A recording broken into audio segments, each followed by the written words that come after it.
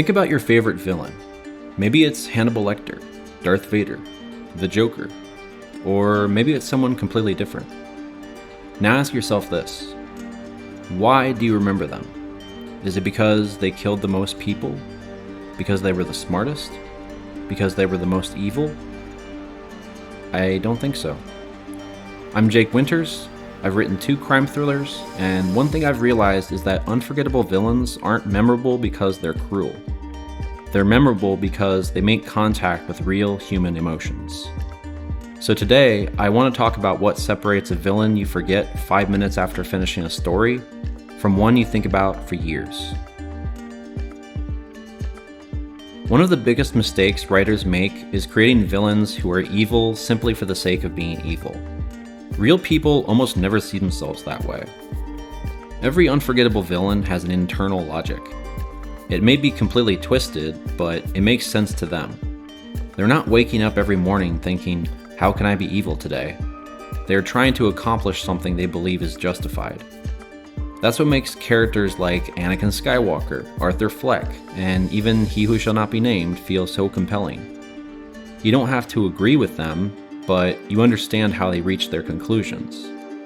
The more believable their worldview is, the more unsettling they become. A great villain doesn't just create physical danger, they attack the protagonist's beliefs, their fears, their weaknesses. If the only conflict is whether the hero survives a final confrontation, the story usually feels shallow. The best villains force the protagonist to question who they are and what they believe.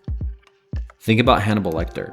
He's dangerous, but what's fascinating isn't simply that he kills people. It's the way he gets inside Clarice Starling's head. Their conversations are often more intense than the violence itself because the real battle is psychological.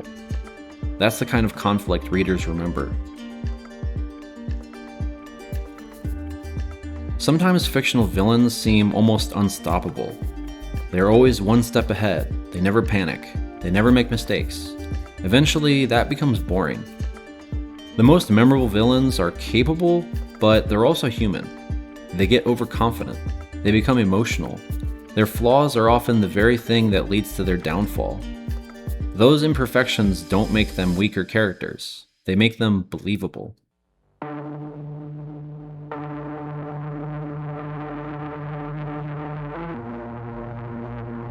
This sounds contradictory, but it's one of the hardest balances to achieve. Readers shouldn't always know what your villain is going to do next, but once they do it, it should make perfect sense.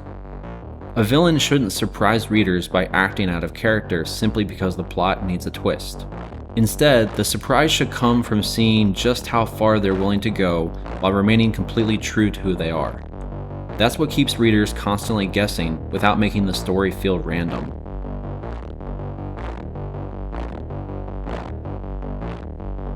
One thing Hollywood sometimes gets wrong is assuming bigger body counts automatically create scarier villains. I don't think that's true. Some of the most unforgettable villains spend surprisingly little time committing acts of violence on the page or on screen. Instead, they create tension through presence, through intelligence, through manipulation. Sometimes a quiet conversation can be far more unsettling than an action scene. Readers often fear what a villain might do more than what they've already done. That's where suspense comes from.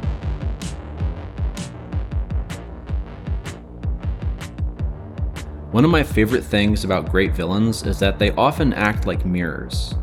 They reveal qualities in the protagonist that wouldn't otherwise exist. Without Gandalf, Saruman isn't nearly as interesting.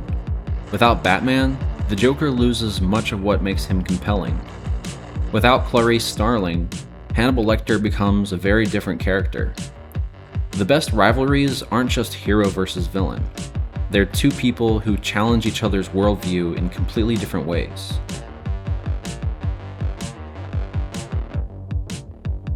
Writers sometimes worry that readers have to hate every evil character. I don't think they need to. Readers don't need to hate your villain, but they do need to understand them.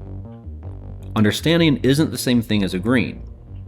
When readers understand why someone believes what they believe, even if it's horrifying, that character becomes much more memorable than someone who's simply evil for no reason. When I write crime fiction, I'm not trying to create the most shocking villain. I'm trying to create the most memorable one. Because the villains that stay with us aren't usually the ones with the highest body count. They're the ones who make us uncomfortable because, somewhere deep down, we can understand how they became who they are. We might even see parts of ourselves in their character. To me, that's far more frightening than any jump scare or gruesome murder scene. If you're a fan of thrillers, who's your favorite fictional villain, and what makes them unforgettable? I'd love to hear your thoughts in the comments. If you enjoy videos about crime fiction, writing, storytelling, and following my journey as an indie author, I'd love to have you subscribe. I'm Jake Winters, thanks for watching, and I'll see you in the next one.